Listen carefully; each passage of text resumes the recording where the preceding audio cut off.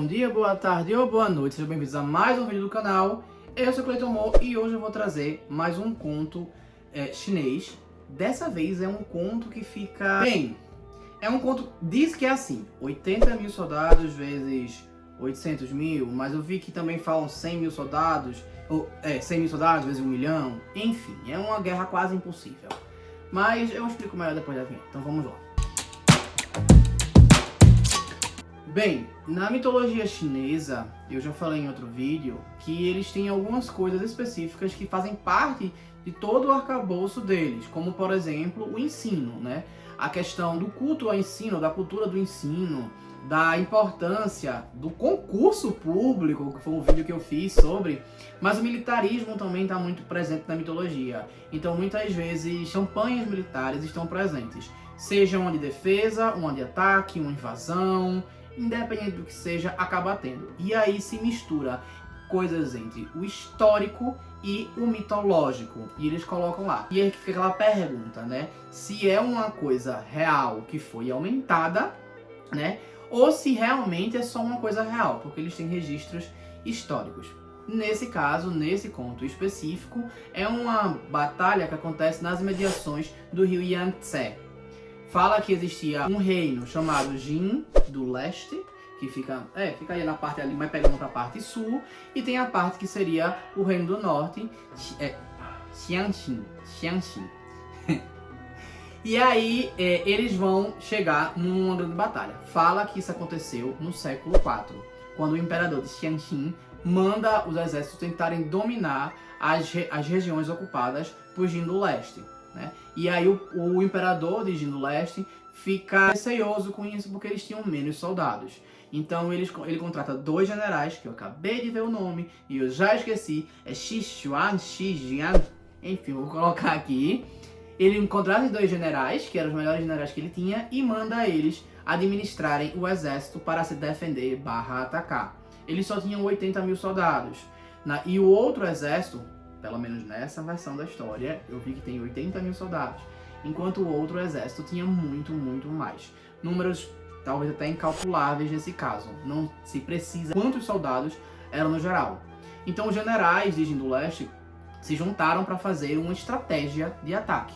O primeiro momento que eles fizeram foi tentar aumentar a moral dos soldados. Eles juntaram 5 mil cavaleiros e fizeram um ataque à retaguarda do Império de Xianxin. É isso, Xianxin. E eles atacaram e venceram com pouquíssimas baixas. Isso fez com que eles se sentissem mais fortes, mais preparados e vissem mais ou menos um comparativo entre os soldados que o Jin do Leste tinha e o outro tinha, fazendo com que ele tivesse uma noção de que na realidade eles estavam mais preparados, mesmo tendo um número menor. Inteligência pura.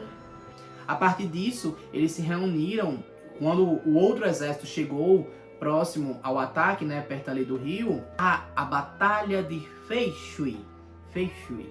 Isso. Quando chegou no rio Fei, de um lado o exército do norte estava, enquanto do outro lado, um exército bem menor, estava de Jin do leste. E aí eles disseram que vão fazer o seguinte, vamos mandar uma carta para lá, para pedir que o exército de lá, espere que a gente abra espaço para a gente poder migrar de uma margem do rio para outra margem do rio, para que todo o exército possa descer lá e ali começar o combate, né? E aí o outro exército, o exército do norte, fica assim, oxente, pra que isso? É muita afronta, né? É muita folga pra isso. Mas aparentemente o rio era profundo o suficiente para que, se um não fizesse, o outro teria que fazer. Então, se o exército do leste, né, que estava próximo ao sul, ia fazer esse translado, ele estava mais vulnerável a ataques. Inclusive foi o que o do norte pensou também, né? Tô mais vulnerável, eles vão ficar mais vulneráveis a ataques, a gente pode liberar. Tá certo isso? Por mais que seja uma estratégia estranha, eles vão estar perdendo, né? Eles já têm menor número, então eles vão perder. E aí o exército de Xianxin aceitou que o outro exército fosse recebido do outro lado, né? Antes de começar a batalha. Só que acontece, para ele fazer isso, ele solicitou que a parte da frente do exército dele, que era muito grande, recuasse para dar o espaço para que o exército de Jin do leste pudesse passar para o outro lado. E aí o exército foi e recuou. Só que o que os generais previram aconteceu, que foi o quê? O exército era completamente despreparado. Eles tinham juntado muita gente, mas eles não tinham muitos soldados. A maioria eram pessoas que trabalhavam em outra profissão e muitos eram camponeses, então eles não sabiam muito bem se portar dentro de uma guerra ou algo desse tipo. O que foi que aconteceu? Quando o batalhão da frente recuou para poder abrir o espaço, os que estavam atrás estavam pensando que eles estavam perdendo uma guerra. Errou. Errou feio, errou rude. E por isso começaram a desenvolver fofocas de que eles estavam perdendo, estavam recuando porque estavam fugindo do inimigo, e isso fez com que criasse um grande caos dentro do exército, fazendo com que se espalhasse, cada um para um lado, e o exército ficasse sem controle nenhum.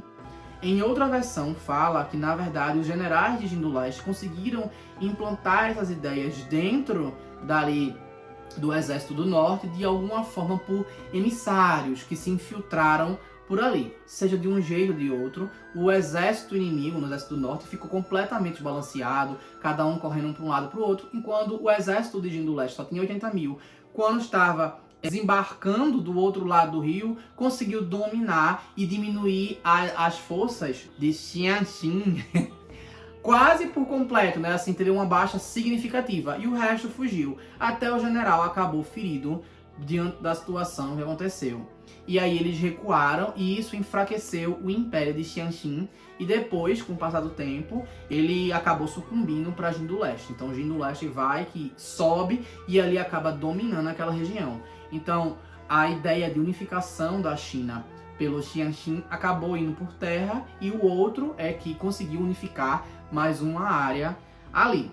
Falando sobre um pouco de estratégia de guerra. Isso aparece em inúmeros contos da mitologia chinesa. Se esses números são reais ou eles só aumentaram para parecer que eles eram mais incríveis ainda do que já foi a coisa, aí já é um questionamento, uma interpretação que cabe a gente, né?